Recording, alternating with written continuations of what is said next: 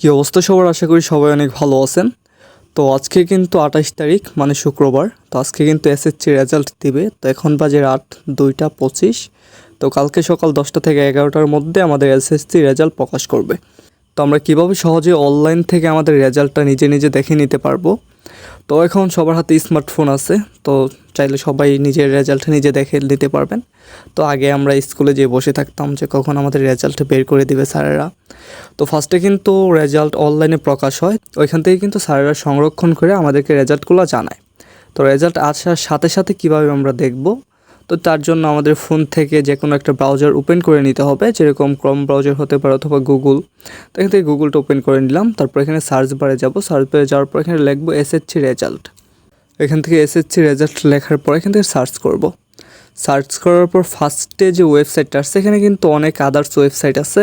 এখান থেকে third party website অথবা বিভিন্ন ধরনের ওয়েবসাইট আছে। তো ফার্স্টে যে ওয়েবসাইটটা আসছে দেখেন এখানে এডুকেশন বোর্ড বাংলাদেশ। তো এইটার মধ্যে education board Bangladesh government BD. তো এই ওয়েবসাইটটা হইতেছে সরকারি একটা ওয়েবসাইট। তো আমরা এখান থেকে রেজাল্ট সহজেই দেখতে পারবো। তো এখান থেকে সিম্পল ওয়েবসাইটে ক্লিক করব। ক্লিক করার পর এরকম একটু লোডিং দিবে, তার এরকম পেজ আসবে আমাদের। তো এখানে দেখতে পারতেছেন সকল রুলস দেওয়া আছে। তো এখান থেকে ফার্স্টে আপনার এটা 3 নাম্বার করে দিতে হবে। ফার্স্টেরটা এসএসসি অ্যান্ড দাখিল। তো এটা 3 নাম্বার করে দেওয়ার পর এখানে দেখতে পারতেছেন ইয়ার, মানে আপনি কত ইয়ারে এটা এক্সামটা দিয়েছেন। তো যেহেতু আপনার 2023-এর রেজাল্টটা দেখবেন, তাহলে এখানে 2023 সিলেক্ট করবেন। তো তারপরে বোর্ড, মানে কি বোর্ড থেকে আপনি পরীক্ষা দিয়েছেন। তো ফার্স্টে দেখতে পারতেছেন এখানে বরিশাল বোর্ড, তারপর Chittagong board, Comilla board, Dhaka board, Dinajpur board, Jessore board, Mymensingh board, Rajshahi board, Sylhet board. তো এখান থেকে আদার্স অনেক বোর্ড আছে। তো তারপর এখানে দেখতে পারতেছেন মাদ্রাসা বোর্ড। তো মাদ্রাসা বোর্ডটা হইতেছে যারা মাদ্রাসা থেকে পরীক্ষা দিয়েছেন তাদের জন্য মাদ্রাসা বোর্ড।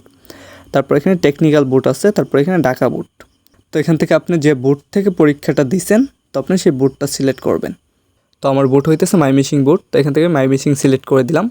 তারপর হইতেছে রোল নাম্বার। তো আপনার প্রবেশপত্র থেকে সুন্দর করে রোল নাম্বারটা দেখবেন, তারপর এখান থেকে রোল নাম্বারটা সিলেক্ট করবেন। তারপর হইতেছে রেজিস্ট্রেশন নাম্বার। তো রেজিস্ট্রেশন নাম্বারটা আপনার সুন্দর করে বসাই দেবেন দেখা। তারপর লাস্টে একটা ম্যাথ দিবে। ম্যাথ বলতে যে আপনার ক্যাপচার পূরণ করি না, নর্মালি ক্যাপচারের মতো এটা। তো 99 কত হয়, 99 হইতেছে আপনার 18। তো এখান থেকে 18 সিলেক্ট করে দিবেন। 18 সিলেক্ট করে দেওয়ার পর এখান থেকে আপনারা কী করবেন, তো এখান থেকে সাবমিট অপশনে ক্লিক করবেন। যেহেতু আমার এটা 2022-এর রেজাল্ট, তো এখান থেকে 2022 সিলেক্ট করব। তারপর এখান থেকে সাবমিট অপশনে ক্লিক করব। সরি, এখান থেকে ময়মনসিংহ হবে না, আমার একটু দেখে নিই দাঁড়ান। তো টেকনিক্যাল, হ্যাঁ আমারটা টেকনিক্যাল বোর্ড, যেহেতু টেকনিক্যাল থেকে পরীক্ষা দিয়েছিলাম। তো এখান থেকে টেকনিক্যাল সিলেক্ট করবেন, মানে যেটা থেকে দিয়েছেন আপনার বোর্ডটা চেক করে নেবেন যে আপনি কোন বোর্ড থেকে পরীক্ষা দিয়েছেন। তো এখান থেকে মাদ্রাসা থেকে দিয়ে থাকেন তাহলে মাদ্রাসা, যদি এখান থেকে টেকনিক্যাল থেকে দিয়ে থাকেন তাহলে টেকনিক্যাল। যে আদার্স মানে ঢাকা বোর্ড অথবা ময়মনসিংহ যে বোর্ড থেকে দেবেন সে বোর্ডটা সিলেক্ট করবেন। তো সব কিছু সিলেক্ট হয়ে যাওয়ার পর এখান থেকে সাবমিটে ক্লিক করবেন।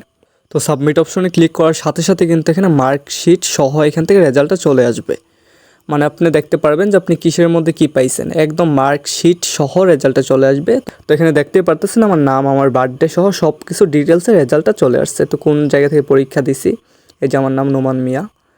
তো তারপর আমার আব্বুর নাম মুজিবুর রহমান, তারপর আম্মুর নাম আসমা আক্তার। তো আমার বার্থডে 2003-10-26। তো বাটাজোর থেকে পরীক্ষা দিছি, বাটাজোর বিএম হাই স্কুল।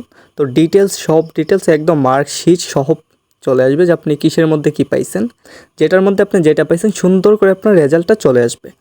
তো আশা করি আপনাদেরকে সম্পূর্ণ বিষয়টা বুঝাইতে পারছি। তো রেজাল্ট বের করা একদম ইজি। তারপর যদি আপনাদের বুঝতে সমস্যা হয় তাহলে ভিডিওটা আরেকবার দেখে নেবেন, কন্টিনিউ করবেন, তাহলে ইজিলি সব কিছু বুঝতে পারবেন। আর আমার মনে হয় মানে যেভাবে দেখাইছি ইজিভাবে বুঝাই দিছি, যে আপনারা একবার দেখলেই ইজিলি বুঝতে পারবেন। তো ভিডিওটা যদি আপনাদের উপকারে আইসা থাকে, তো রাত 2টা 42 বাজে, অনেক রাত্রে ভিডিওটা করতেছি। তো একটু কষ্ট করে হইলেও আপনার চ্যানেলটা সাবস্ক্রাইব করে দিন, যেহেতু আপনাদের জন্য কষ্ট করতেছি। তো আজকের জন্য এ পর্যন্তই। আল্লাহ হাফিজ, ভালো থাকবেন সবাই।